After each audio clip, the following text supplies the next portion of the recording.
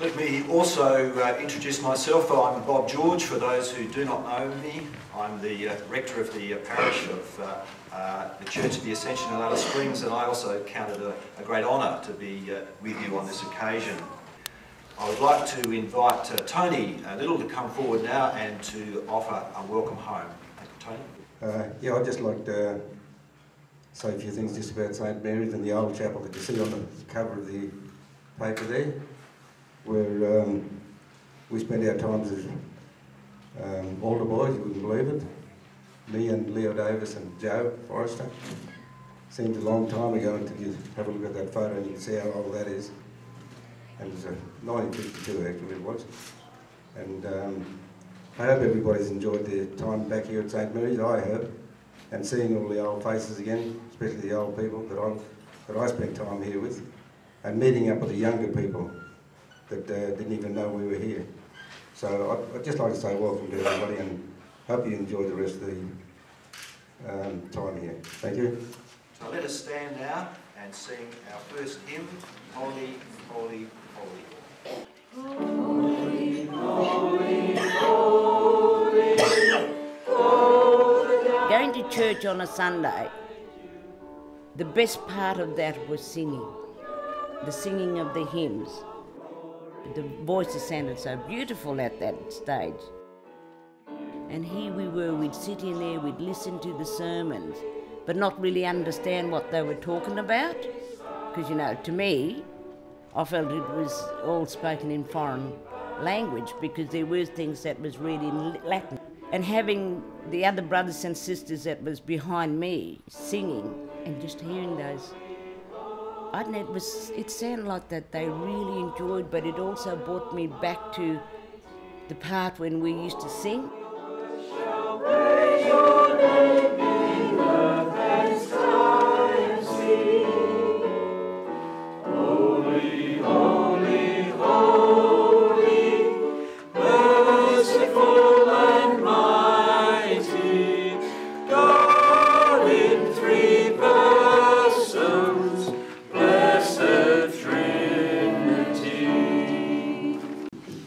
I'm happy to be here because all the children that came into this home, I will always remember them because we shared something that was very, very great to us.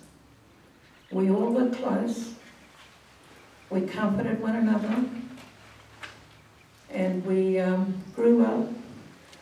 And even though we went our separate ways, when we meet each other, we're still all happy to meet one another. And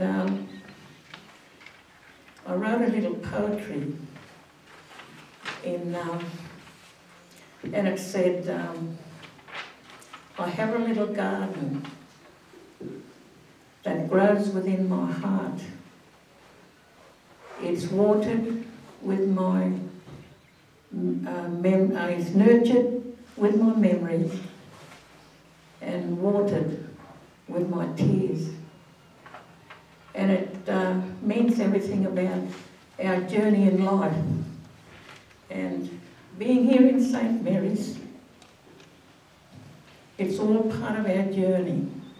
It was a piece of land here, south of Alice, purchased by the Anglican Church in 1946 and used for ministry since 1947. Kenneth Leslie, who was the priest at Alice Springs, who had this vision for this place, put it this way: the founding of St Mary's was fraught with little miracles of one kind and another. This place has been an important place because it welcomed gathered children and adults who give thanks for the care and also remember the challenges that have brought them. But my main thing is Sister Eileen.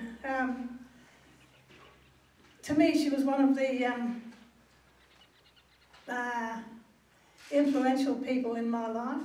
She used to keep saying to us older kids, there's a better place, a better way of life than living in Alice Springs. You've got to move. Don't live in Alice Springs forever for all the rest of your life. Go out and learn. And that's what I did. And I've travelled, and I really believe that through Sister Eileen's help and support, I was able to go and get a higher education interstate rather than stay in Alice Springs. And in later years I've heard that people have said St Mary's was a terrible place, but in the 2 years I was here, it was just absolutely fabulous.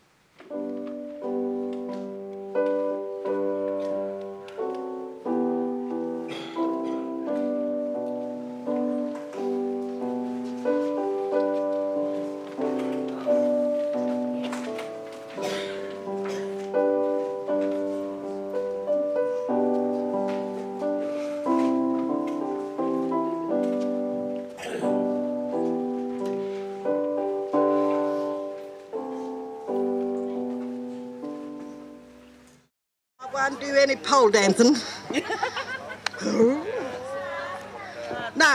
No, I'm happy to see everybody here. Oh.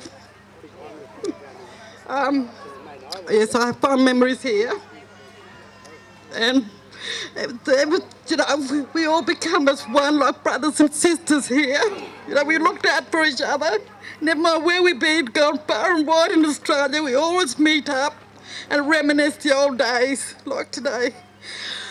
And my heart goes to all those ones who's gone, passed over now in peace, you know, look. And we all think of them in our hearts and minds. But there's one thing I'll never forget what Sister Eileen done to me, which is, I was so naughty one day, she locked me in the back shed with the corrugated iron shed one day with the chooks and the spiders and whatever. She forgot about me till right about me sundown. She remembered I was in the shed. And when she did finally, and I'm calling out in the shed, hey, somebody out there, please help me, get me out of here. And when she did finally remember, she opened the door, I come out and I was punching her. I hate you, Sister Eileen, I hate you, Sister Eileen. And I pushed her and shit, you know. And, you know, for what you done, you know. And that's one thing, one memory I'll never forget. But other than that, she's been so good to us, you know. If it hadn't been for us, we wouldn't be where we are today, you know, in our lives, you know. Where we are today. Otherwise, most of us would have been promised up to an old chilby with 10,100 kids. Would have been, you know, educated. No, not knocking that back, but we've lost some of our cultures, but in that, what I really miss is, I mean, I lost of my language, speaking Warlpiri, and I'll never forget that Nana Burke used to look after me, and I used to speak lingo nerd to her one day, and we were playing chess one day or something, and we were playing chess one day, and she was black and white, and you be the black, said Bessie, and I'll be the white. And she said, no, I'll be the lighter black. You know, they were playing chess one day, I'll never forget. So she looked after me until I was of age, till I was 4 or 5 and a half. I was the youngest, I was 3 when I was taken away. And I was just, Nana Burke looked after me until I was aged to ready for school. And so we correspond with Sister Eileen about Prisoners' Aid and what's going on in Alice Springs. And I get letters fairly regularly. She gives subscriptions to Every Day with Jesus to the library at the prison. And she's even corresponding with some of the people there who she knew when they were children, little children, long ago. One actually cries and says, I'm so thankful I'm still in touch. She helped my mother raise her 14 children, and if it wasn't for her, I might not be here. And he writes to her about his family, and she writes to him about what she's doing.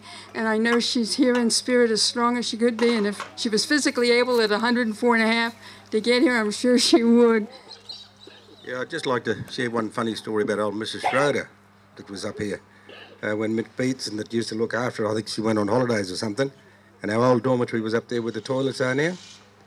And it was freezing cold winter time because we never had any walls in there, only the blinds came down, and at winter it was freezing. So what I did was Mum used to show us how to double our blankets, so I doubled my blankets to make it look like I had more blankets, and old Miss Schroeder came in, and one kid was complaining about being cold. And she said, what's wrong with you? He said, oh, I'm cold. And she said, how many blankets have you got? You look like you got more than one. She counted them, but they were double. She pulled the blankets off me and gave it to this other kid. And I said, yeah, but they're double. And she said, don't you back answer me. And she had this big strap. And when she flipped it, it spun around my neck. It went around my neck like that. And when she pulled it back, it left a big scar around my neck. And I told Patsy about it, Patsy Clements, and ever since that they called me that, nearly got choked. So